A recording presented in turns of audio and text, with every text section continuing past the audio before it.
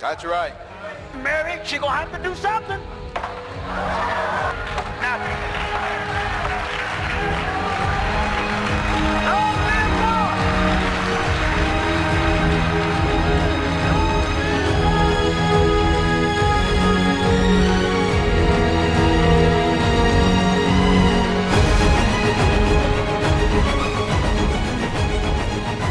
When I met my wife Elizabeth when we were in our teenage years, she had grown up Southern Baptist, and she and her family had lots of questions. How can you believe that Mary is sinless when the Bible, Romans 3 says, all have sinned and fall short of the glory of God? Why do you Catholics worship Mary when God alone is to be worshipped? Isn't that idolatry? Praying to Mary, isn't that worshiping her, and isn't that idolatry? One of the things that I noticed consistently is that every book on Mary, or every article on Mary that rejected Catholic beliefs in her sinlessness or her assumption or her perpetual virginity as unbiblical, invariably, every one of those books only looks at what the New Testament says about her in isolation. They don't look at the New Testament in light of the Old Testament. They don't look at the New Testament portrait of Mary in the same way they do with Jesus. Moses had built the Ark of the Covenant and the tabernacle. And when he stepped back, the tabernacle was there, and the Ark of the Covenant, it's a gold box. Not very big. And it had 2 gold angels on top.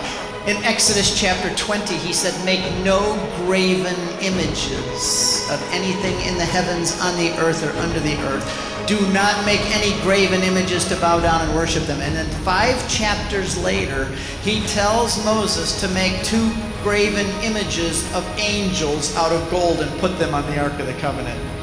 Anyway, my point is that those who say that images are wrong need to study their Bibles a little bit more carefully.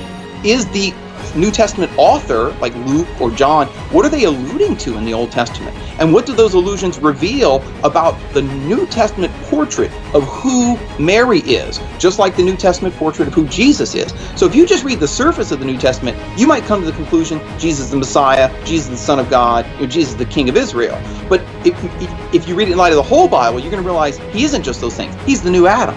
He's the new manna from heaven. He's inaugurating a new Exodus. He's the new Moses. And the same thing's true for the typology of Mary. It says that where David left the ark for 3 months in the hills country of Judea, everyone was blessed. Mary stayed for 3 months, and it said everyone in the house was blessed. Do you think all of that was by chance? Once you back up and you look at the New Testament picture of Mary in light of the Old Testament, what you discover is she isn't just the mother of Jesus. She is the new Eve. She's being depicted as the new Ark of the Covenant. She's the new queen mother of the kingdom of God. Because in the Old Testament, the queen wasn't the king's wife, it was his mother, right? So if Jesus is the king, then she's the queen. If Mary is the Ark of the New Covenant, then let's go back to the Old Covenant. Did the Jews worship the Ark of the Old Covenant? It was only a box. You would have thought so, though, because they would come and bow down to it. Why? Because above the Ark of the Covenant was the Shekinah glory of God. If you wanted to see the presence of God, you would go there and you'd look in the tabernacle, and there was the Ark. And what's over the Ark? A billowing cloud. And what is that cloud? It's the very presence of God. It says the glory of God manifested itself in a cloud that was always over the Ark of the Covenant. When the Jews came to worship, they bowed down. But were they bowing down to the box? No, they were bowing down to the glory of God above the box. And Mary is just the box. She's the Ark of the New Covenant. Do we bow down and worship her? No, but we worship the glory of God in her arms. I remember being in a similar occasion. This time it wasn't, there was a game that took place in a social gathering, not at my house, but someone else's house. And they had their hand on their head, and at a certain point, and they would walk around the person with their hand on the head, and at a certain point the leader would say, now, and they would stop, and all of a sudden they'd pick up the person, the four closest people would put a finger underneath their armpit and pick them up like light as a feather. So I said, it looks like it's power of the devil. So I didn't say anything. I didn't argue with him. I didn't get into it, I didn't lecture, did nothing. All I did was sat in the corner, pretended to watch TV and say Hail Marys, and ask the Blessed Virgin, if this is of God, let it happen. But if it's of the devil, stop it. For 45 minutes they tried. As long as I was there, they could never succeed. And all of a sudden I was there at the moment of the death of Jesus. It was like, it wasn't a film, I wasn't looking through a window, I was there. And I was like the thief on the cross next to Jesus, I hope the good thief.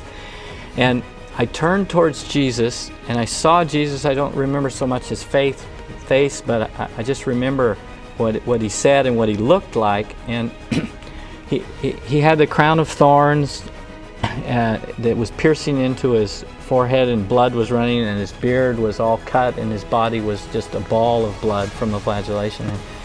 And the Christ turned towards me, and I'd never really thought about the crucified Christ. It was the resurrected Christ, which I talked about, you know, and I knew about the death, but I passed over it really quick. You know, there's something that scared me there, and all of a sudden there I was there, maybe 3 seconds, maybe 3 hours, I don't know.